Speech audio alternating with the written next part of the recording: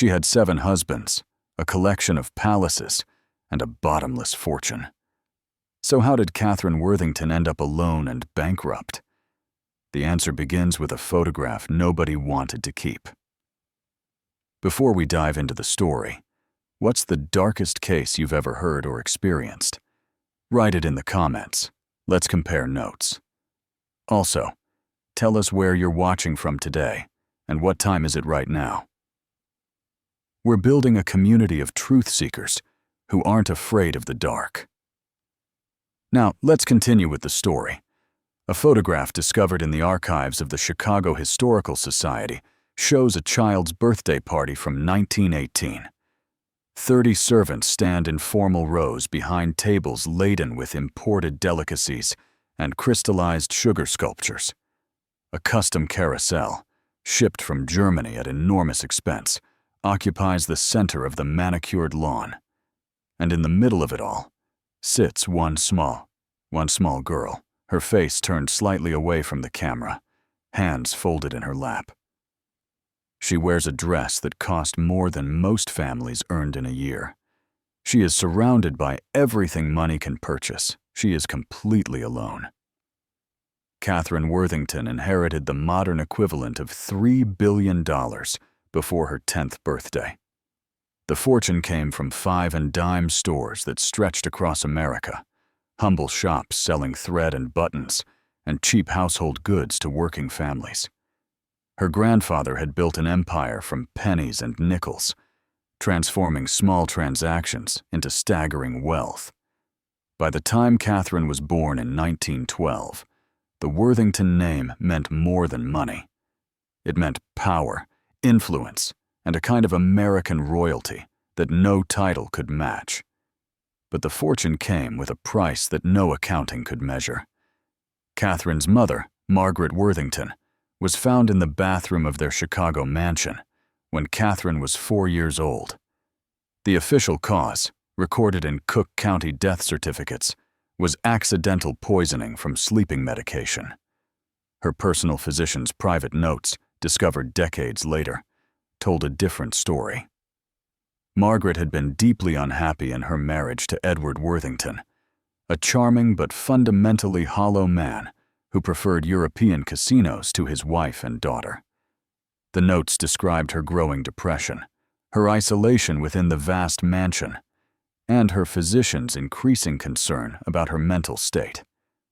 The word suicide never appeared in any official document, but the evidence preserved in private correspondence left little doubt. After Margaret's death, Edward Worthington effectively abandoned his daughter.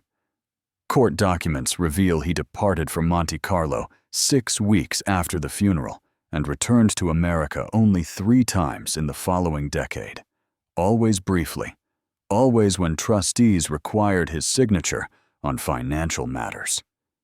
Catherine was raised by a rotating staff of governesses and tutors, each hired by trustees who managed the fortune with careful precision, but showed no interest in the child's emotional well-being.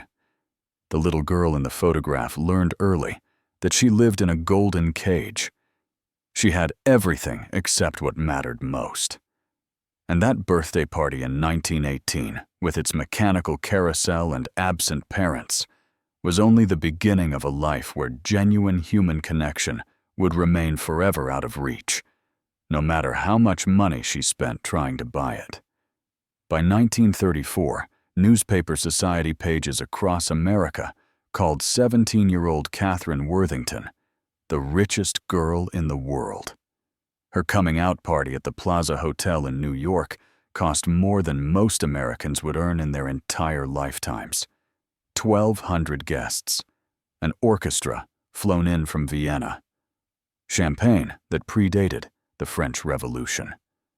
Photographers from every major publication crowded the entrance, flashbulbs exploding as Catherine descended the marble staircase in a gown sewn with actual pearls. But private letters archived at the New York Public Library tell a different story than the glowing society columns. Catherine's correspondence with her former governess, Miss Adelaide Porter, reveals a young woman suffocating under attention that had nothing to do with who she actually was. In one letter dated March of that year, Catherine wrote, "Everyone knows my bank balance before they know my favorite color. They memorize my trust fund before they ask my opinions. I am not a person to them. I am an opportunity wearing an evening gown."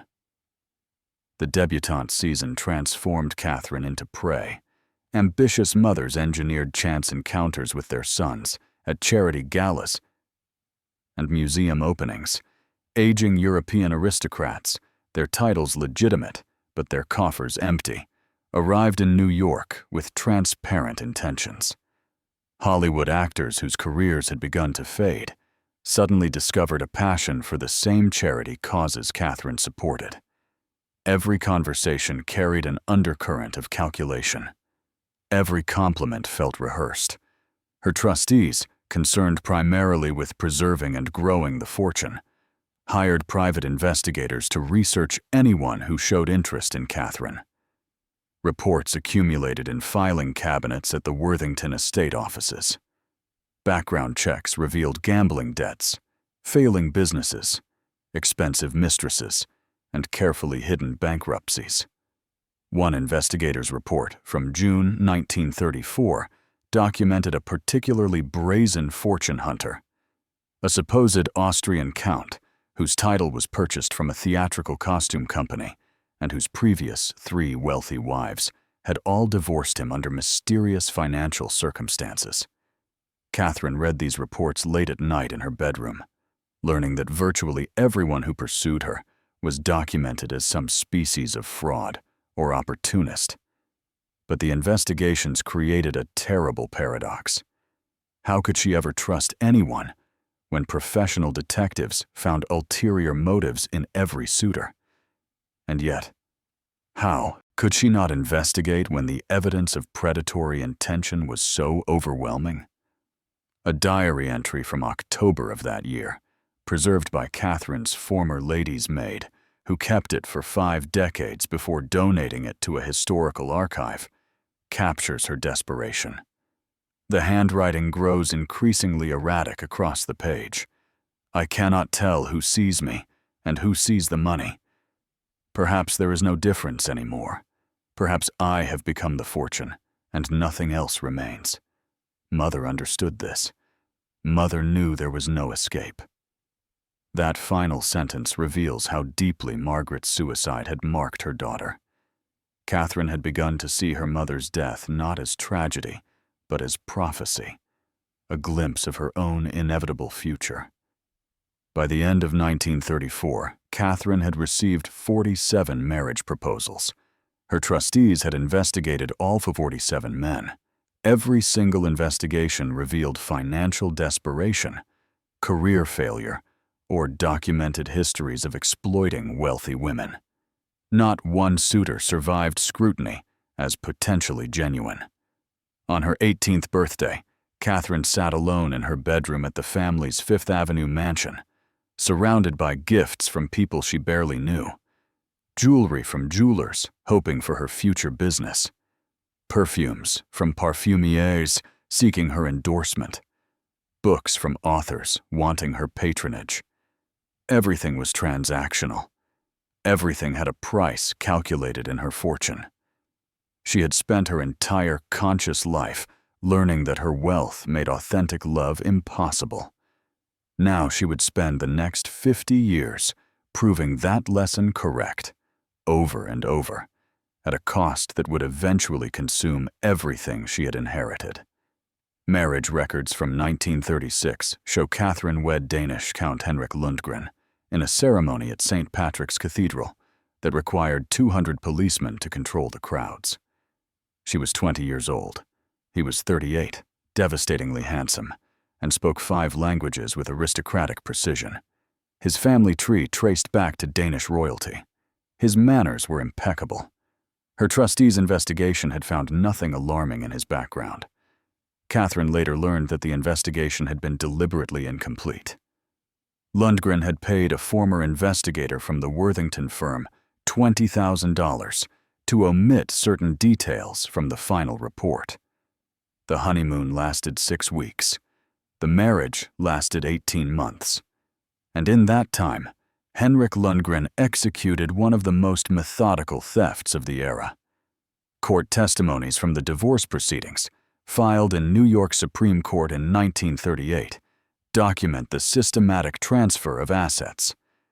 Within 3 months of the wedding, Lundgren had convinced Catherine to establish a joint account in Switzerland for their European expenses. She deposited $2 million. He began withdrawing it in increments small enough to avoid immediate notice. He purchased a chateau in the French countryside, placing the deed solely in his name. When Catherine questioned this, he explained that French property law made it more advantageous for tax purposes. She trusted him. After all, he was her husband. He bought a shipping company in Copenhagen that existed only on paper, funneling Catherine's money through a maze of international transactions that her American accountants struggled to trace. He established trust funds for 3 supposed nephews, who turned out to be the children of his actual mistress, a cabaret singer named Solange Mercier, who had been living in his Paris apartment throughout the entire marriage. Financial records show Catherine signed dozens of documents authorizing transfers, each presented to her with elaborate explanations about currency exchanges, international investment opportunities, and estate planning. She signed because she desperately wanted to believe that this marriage was different, that Henrik loved her for something beyond her bank balance. The truth emerged in fragments. A hotel clerk in Zurich mentioned seeing the Count with a woman who was definitely not Catherine.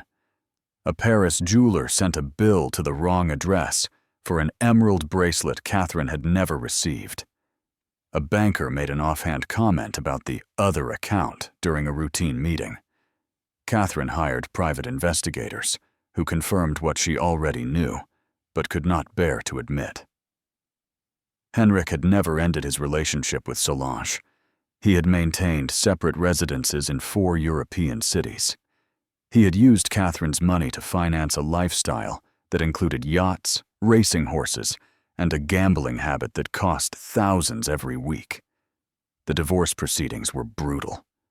Henrik's attorneys argued that as her husband, he had legal rights to marital assets. They claimed the properties he had purchased were investments for their future. They suggested that Catherine's suspicions were products of paranoia and instability, hinting at her mother's suicide as evidence of hereditary mental illness.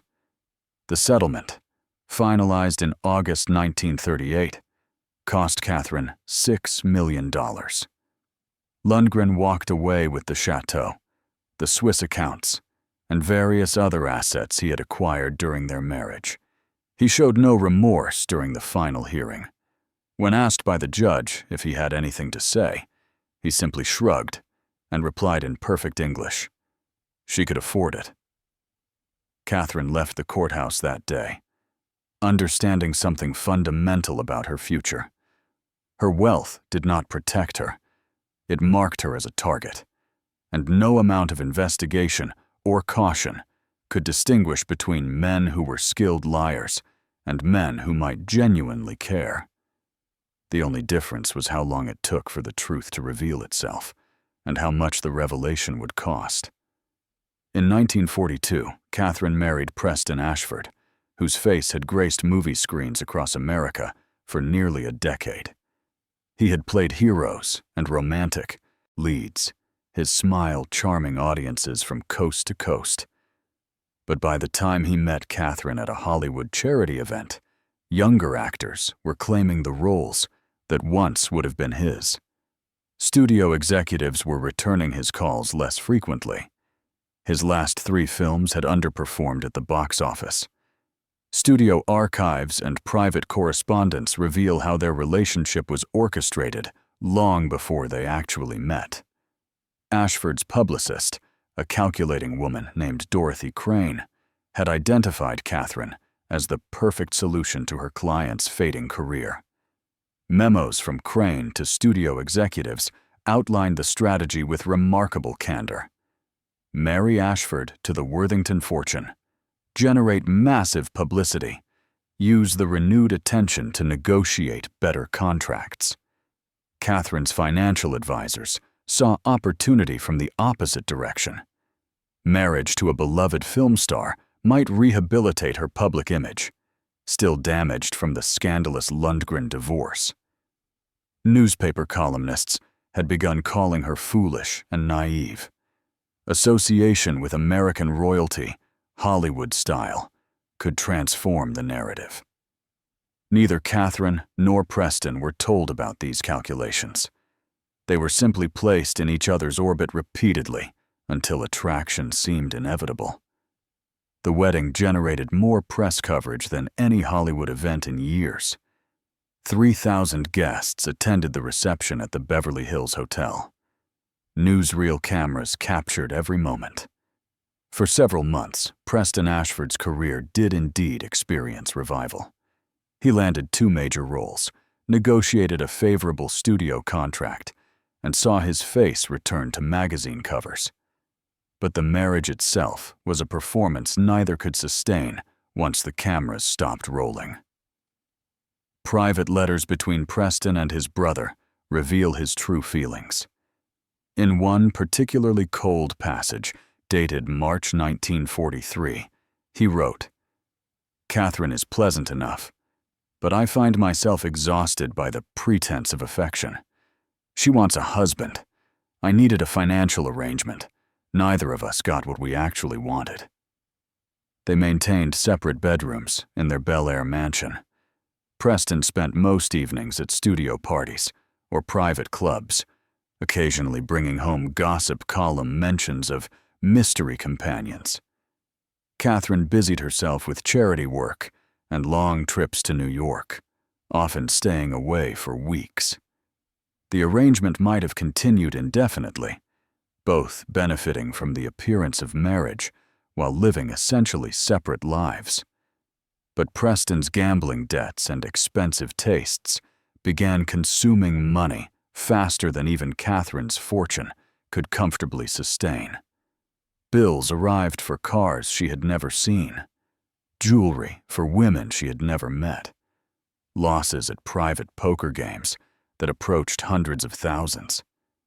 When she finally filed for divorce in 1945, Preston's attorneys demanded compensation for what they called his contribution to rehabilitating her public image and emotional well-being. The settlement included a Beverly Hills mansion worth $400,000, stock portfolios valued at nearly $2 million, and an arrangement labeled consultation fees that would pay Preston $5,000 monthly for the rest of his life. These payments continued until Ashford's death in 1968, long after his career had completely dissolved and he had remarried twice. Catherine wrote the checks faithfully every month, unable to stop herself from hoping that perhaps, somewhere in the facade, there had been a moment of genuine feeling. But Preston's personal diary, sold at auction after his death, contained only one entry about Catherine. Written on their first anniversary, it read, "Remembered to send flowers today. Cost $200. She seemed pleased. This marriage has been the most profitable role of my career." Catherine's 1947 marriage to Prince Alexei Volkonsky promised everything the previous two had failed to deliver. Here was genuine European nobility, not a purchase title or Hollywood fabrication. The Volkonsky family traced their lineage back 3 centuries to the court of Catherine the Great. Alexei had grown up in a palace outside St. Petersburg before revolution scattered his family across Europe. When they met at a diplomatic reception in London, he spoke passionately about art, literature, and philosophy. He quoted Russian poetry from memory. He seemed genuinely uninterested when conversation turned to business or money. For the first time since childhood, Catherine felt seen as something beyond her fortune. Embassy records and family archives reveal what Catherine could not see. The Volkonsky family had lost everything in 1917 when the Bolsheviks seized their estates. Alexei's mother and sisters lived in a cramped Paris apartment, surviving on money borrowed from distant relatives. His younger brother worked as a translator, barely making enough to eat. The family name still carried prestige in certain circles, but prestige could not pay debts or restore what revolution had destroyed. Alexei saw Catherine as salvation, not just for himself, but for his entire bloodline. His courtship was carefully calculated to appeal to a woman desperate for authentic connection. He brought her books of poetry rather than jewelry. He spoke about preserving cultural heritage rather than acquiring new possessions. He introduced her to his family, and they welcomed her with warmth that felt genuine because, in its way, it was. They were not pretending to like her. They simply knew their survival depended on her fortune. The wedding took place at a cathedral in Rome, with enough European nobility in attendance to make Catherine feel she had finally entered a world where her money was secondary to her identity as the Princess Volkonskaya. She had purchased not just a husband, but an entire family, a heritage, a place in history. Within months, Alexei began the restoration project. First came the modest requests. Could Catherine help his mother secure better housing? The apartment in Paris was unhealthy, and his mother's fragile health required better conditions. Catherine purchased a villa outside Nice for $300,000. Then his younger brother needed capital to start a proper business, something worthy of the family name. Catherine established a trust fund of $500,000. His sister's husband had lost his position due to unfortunate political circumstances. Could Catherine help them acquire a small estate in Portugal where they might live with dignity? She could, and she did, at a cost of $400,000. Alexei himself identified properties across Europe that had once belonged to families like his, now available for purchase. Restoring them became his mission, and Catherine's money became the means. A chateau in the Loire Valley, an apartment building in Vienna, a villa in Lake Como. Each purchase was presented as cultural preservation, maintaining the heritage that revolution had tried to destroy. By 1951, when Catherine finally recognized the pattern, she had spent over $8 million on the Volkonsky family and their various projects. The divorce settlement granted Alexei ownership of most properties purchased during their marriage, valued at roughly $6 million. His attorneys argued successfully that these were gifts, not marital assets subject to division. Catherine attended the final divorce hearing alone. Across the courtroom, Alexei sat surrounded by his mother, brother, and sister. The family whose warmth had felt so genuine now avoided her eyes. They had gotten what they needed. She'd served her purpose. As she left the courthouse, Catherine understood with absolute clarity that her wealth made genuine love impossible. It did not matter how sincere someone seemed. Eventually, inevitably, the money became the relationship. Between 1952 and 1964, Catherine married 4 more times. Each wedding made headlines. Each divorce made her poorer. And each failure convinced her more deeply that she was fundamentally incapable of distinguishing love from calculation.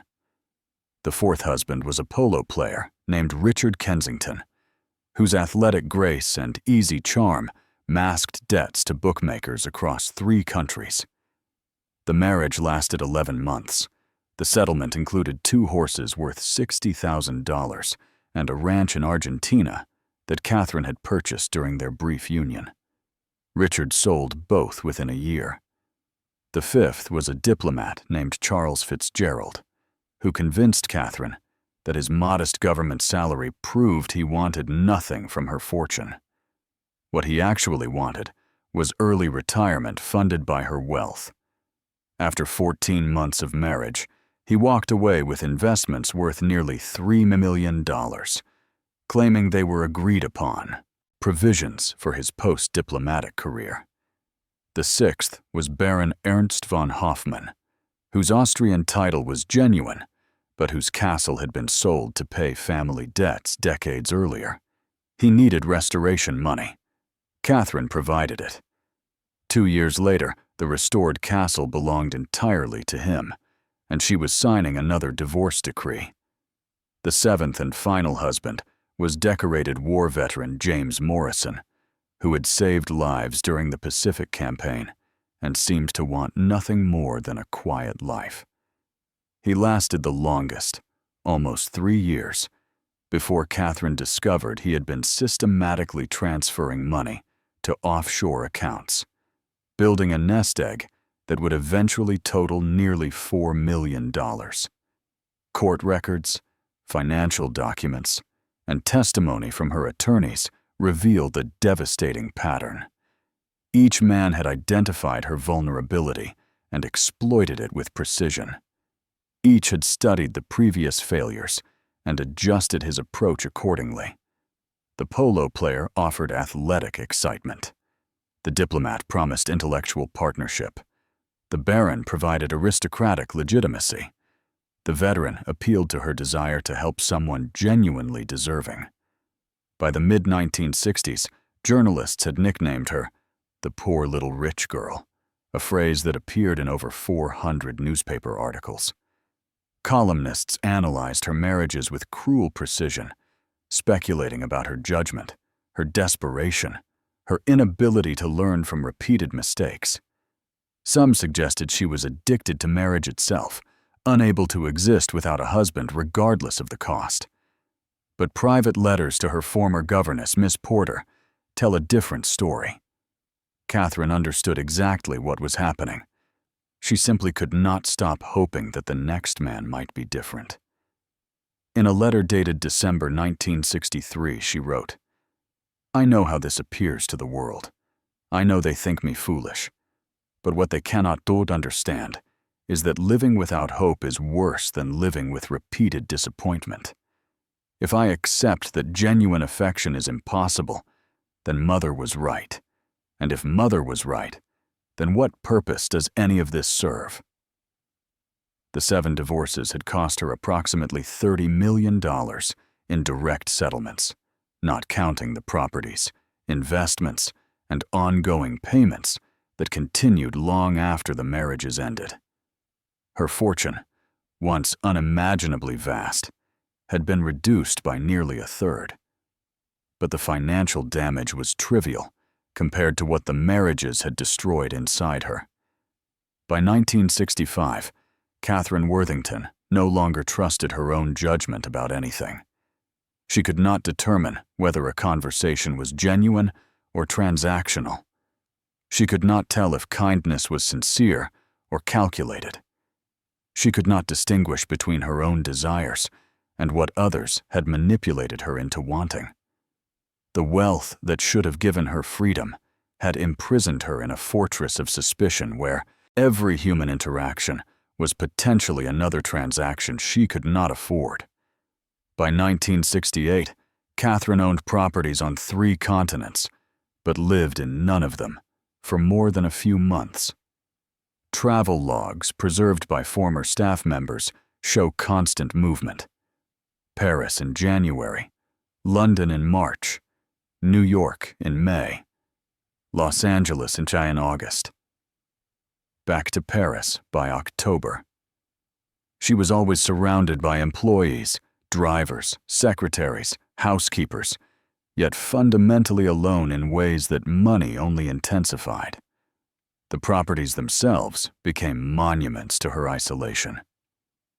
The Park Avenue apartment remained fully staffed year-round, despite Catherine spending perhaps 6 weeks there annually. Fresh flowers were delivered daily to empty rooms. Meals were prepared for no one. A skeleton crew maintained her London townhouse in perpetual readiness for visits that grew increasingly rare. The villa outside Nice, purchased for Alexei's mother decades earlier and later reclaimed in legal proceedings, stood empty except for caretakers who dusted furniture no one would ever sit in again. Medical records from this period reveal increasing dependency on prescription medications. Her physicians in 3 different countries prescribed pills for anxiety, insomnia, and what they euphemistically termed nervous exhaustion. She took sedatives to sleep and stimulants to function during the day. The combination left her in a fog where days blurred together into undifferentiated weeks of airports, hotel suites, and identical conversations with staff who were paid to care about her well-being. Financial statements from 1968 show her wealth beginning to seriously diminish for the first time. The ongoing divorce settlements were one factor, but equally damaging were the poor investments her advisors recommended. She lost $2 million in a South American mining venture that existed mostly on fraudulent documents. Another $1 million disappeared into a shipping company that declared bankruptcy within 18 months. Her advisors were competent enough, but they were managing someone who no longer cared about returns or risk assessment. Someone who signed documents without reading them because reading required energy she no longer possessed. The overhead of maintaining multiple estates ate through money at an alarming rate. Property taxes, staff salaries, maintenance, utilities, and insurance for homes she rarely visited cost over $500,000 annually. Her accountants suggested selling properties, consolidating, reducing expenses. Catherine refused. The estates were proof she existed, that her life had substance beyond the succession of failed marriages and newspaper ridicule. Friends from this period, interviewed decades later by researchers, described a woman who could no longer trust her own judgment about anything. One former companion recalled Catherine spending an entire afternoon trying to decide whether to order chicken or fish for dinner, paralyzed by the fear that either choice would reveal some fundamental flaw in her character. Another remembered Catherine asking repeatedly whether their friendship was genuine, requiring constant reassurance that felt increasingly desperate and impossible to provide convincingly. The isolation was not just emotional, but practical. Catherine had alienated most people who had genuinely tried to know her by questioning their motives so relentlessly that friendship became exhausting. Those who remained were primarily paid employees who could not leave without losing their positions. She existed in a world where every relationship was fundamentally transactional because she had made it impossible for anything else to survive. In 1970, Catherine's father, Edward, died in Monte Carlo, where he had spent most of the previous 40 years. She learned about his death from a telegram sent by the casino manager. Edward had not spoken to his daughter in over a decade. His will left her nothing, because, as the attorney explained, he assumed she had more than enough already. Catherine did not attend the funeral. She spent that week alone in her Paris apartment, surrounded by staff who knew better than to disturb her, grieving not for the father she had lost, but for the father she had never actually had. In 1975, Catherine withdrew almost entirely from public life, taking up residence in a suite at the Chateau Marmont in Los Angeles. She chose Los Angeles specifically because it was the one city where she had no meaningful history, no properties filled with memories, no ghosts waiting in familiar rooms. The hotel suite became her final fortress, a space small enough to control, yet expensive enough to maintain the illusion that she still commanded resources beyond ordinary comprehension. Staff records and delivery logs from the hotel show she rarely left her rooms. Meals arrived 3 times daily, often returned barely touched. Newspapers were delivered each morning and found folded, unread, by evening. Her only regular visitor was her attorney, a patient man named Gordon Sheffield, who had managed her legal affairs for nearly 2 decades and had watched her fortune systematically dismantled by men who saw her as opportunity rather than person. The suite itself became a museum of her 7 marriages. Jewelry from princes sat in velvet boxes on the dresser. Paintings acquired during her time with the diplomat hung on walls the hotel allowed her to modify. Photographs from various weddings covered nearly every surface. She surrounded herself with artifacts from a life that had promised everything and delivered only elaborate mechanisms of exploitation. Financial advisors' correspondence from this period reveals growing alarm. Catherine's fortune, once measured in billions, had diminished to tens of millions. The number sounds substantial until accounting for the ongoing costs of her life. The hotel suite alone cost $50,000 monthly. Medical expenses for her various physicians and prescriptions so ran another $8,000. Legal fees for managing her remaining properties and handling disputes with ex-husbands continued to drain resources. Insurance, taxes, and the minimal staff she still employed consumed more. But the truly devastating costs were the ongoing payments to former husbands. Preston Ashford still received his $5,000 monthly, even though he was now 71 and had not worked in years. Charles Fitzgerald's consultation fees had been renegotiated upward to $7,000 monthly after he threatened legal action. Richard Kensington had won a judgment requiring Catherine to maintain life insurance policies, naming him as beneficiary. The legal and financial entanglements from 7 marriages created a web of obligations that would persist until death released her. New legal disputes emerged constantly. Ernst von Hoffmann sued, claiming she had promised him additional properties in verbal agreements the court could not verify, but could not definitively disprove. The resulting settlement cost another $400,000. James Morrison's attorneys argued that his offshore accounts were actually joint marital assets she had helped establish, demanding she honor commitments she could not remember making. That dispute dragged through courts for 3 years, consuming money and legal fees that eventually exceeded the disputed amount. Her remaining properties were quietly sold. The Park Avenue apartment went first, purchased by an oil executive for $3 million. The London townhouse followed, then the villa in Nice. Each sale felt like amputation, removing pieces of a life that had already become unrecognizable. The money from sales immediately flowed into legal settlements, medical bills, and the daily expenses of maintaining even a reduced version of her existence.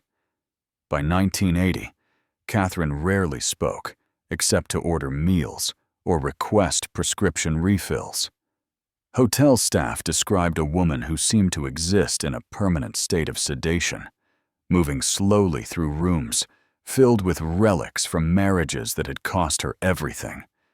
She was 63 years old, looked 80, and possessed a fortune that accountants estimated would last perhaps another 5 years if she dramatically reduced her expenses.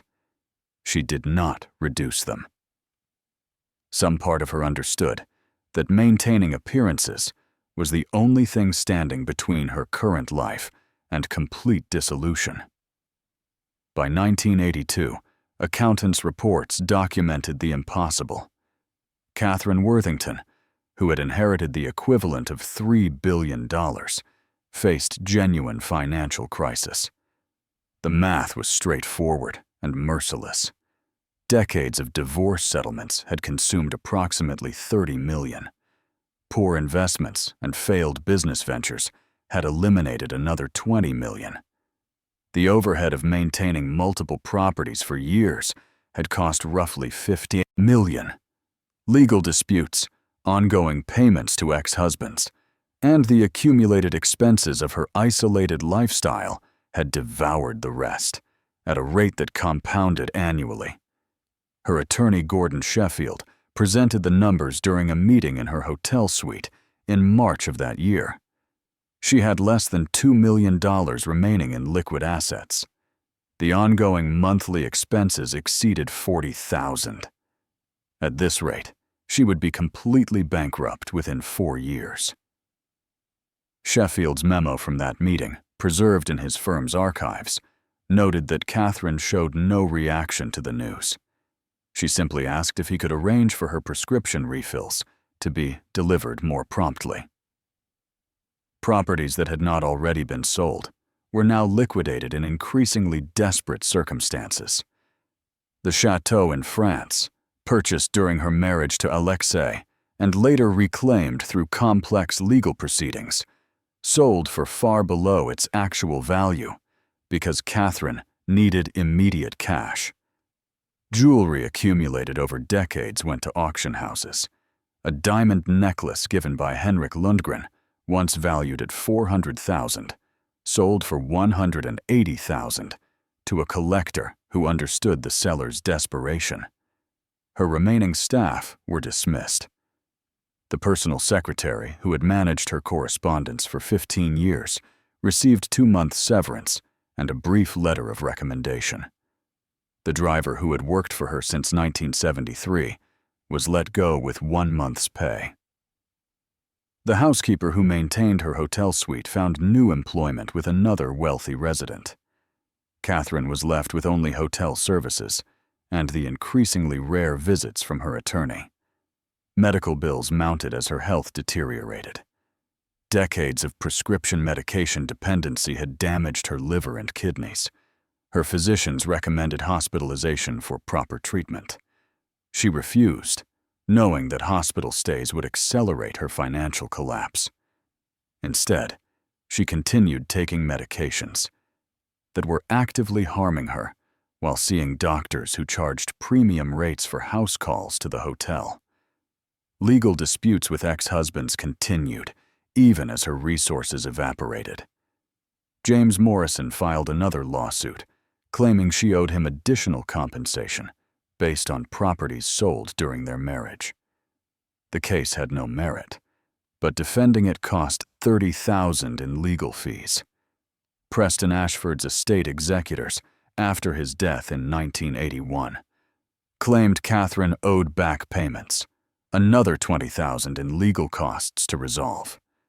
Sheffield urged her to declare bankruptcy, which would at least provide legal protection from continued claims. Catherine refused. The Worthington name had meant something once. Bankruptcy would be final admission that everything her grandfather had built, everything she had inherited, had been completely squandered. Pride was the last thing she possessed, and she would not surrender it while she still had money, enough to maintain the fiction of solvency. By December 1982, she had begun selling personal effects to cover daily expenses. Books that had traveled with her for decades went to used bookstores for $20 or $30. Clothing she had worn to diplomatic receptions and royal weddings was sold to vintage shops. A painting she had bought with the diplomat during their brief marriage, something she had genuinely loved, was sold to a private collector for $8,000. She needed the money for hotel fees. The woman who had once owned palaces now calculated whether she could afford room service or should order something cheaper from a nearby restaurant. The mathematics of poverty were replacing the mathematics of wealth, and Catherine understood with absolute clarity that she had perhaps 2 years remaining before complete financial collapse. On May 11, 1988, hotel staff found Catherine Worthington deceased in her Los Angeles residence. She was 75 years old. The chambermaid who discovered her body that morning had knocked repeatedly before using her master key, concerned because Catherine had not answered the door for her breakfast delivery. She found Catherine in bed, surrounded by photographs from her 7 weddings, as if she had spent her final hours trying to understand where everything had gone wrong. The coroner's report listed heart failure as the primary cause of death, but mentioned decades of prescription medication use and profound social isolation as contributing factors. Her physician's records showed a woman whose body had been systematically damaged by barbiturates, sedatives, and tranquilizers, consumed in quantities that had steadily increased since the 1960s. Her liver function had been severely compromised. Her kidneys were failing. She had refused recommended treatments because she could no longer afford them. Her estate inventory, filed in Los Angeles County Probate Court, 6 weeks after her death, documented the final accounting. Catherine Worthington had $3,500 in her bank account. A few items of jewelry remained, mostly pieces with sentimental rather than significant monetary value. Her hotel suite contained furniture that belonged to the establishment, clothing that was decades out of fashion, and books that were worth perhaps a few $100s total. But the debts exceeded everything. Outstanding hotel fees totaled nearly $40,000. Medical bills from various physicians approached $70,000. Legal fees for disputes, still unresolved, amounted to another $35,000. The estate was insolvent. Creditors would receive nothing. The woman who had inherited the equivalent of $3 billion died owing more than she possessed. Her funeral was arranged by Gordon Sheffield, who paid for it personally because the estate could not. It took place at a modest chapel in Los Angeles on a Tuesday afternoon. 17 people attended. Most were attorneys, estate administrators, and a few former staff members who had maintained some connection to Catherine over the years. None of her 7 ex-husbands came. Henrik Lundgren had died in Monaco in 1979. Preston Ashford had passed in 1981. Charles Fitzgerald was still alive, but did not respond to notification of the funeral. Richard Kensington, Ernst von Hoffmann, James Morrison, and Alexei Volkonsky were all living, but chose not to attend the burial of the woman whose fortune had funded their lives. The service lasted 20 minutes. Sheffield read a brief eulogy that focused on Catherine's charitable work in her younger years, before the marriages and the isolation consumed everything. He did not mention the fortune, or the 7 husbands, or the spectacular financial collapse. He simply said she had been deeply lonely and deserved better than what life had given her. Catherine was buried in a cemetery outside Los Angeles, in a plot Sheffield had purchased because she had made no arrangements for herself. The headstone was simple granite with her name, birth year, and death year. Nothing about the Worthington fortune or her position as once the richest girl in America. Just a name and dates that bracketed a life spent learning that unlimited money could purchase everything except the one thing she had desperately needed. Her story became a case study in wealth management courses and psychology journals. How had someone with billions ended with thousands? The answer was simpler than analysts wanted to admit. She had spent her entire life trying to buy love from people who only wanted her money, and by the time she understood this was impossible, she had already paid for the lesson with everything she had. If this story haunts you the way it should, hit that like button and subscribe, because the darkest chapters of history are the ones we need to remember most. These stories matter. Make sure you're here for the next one.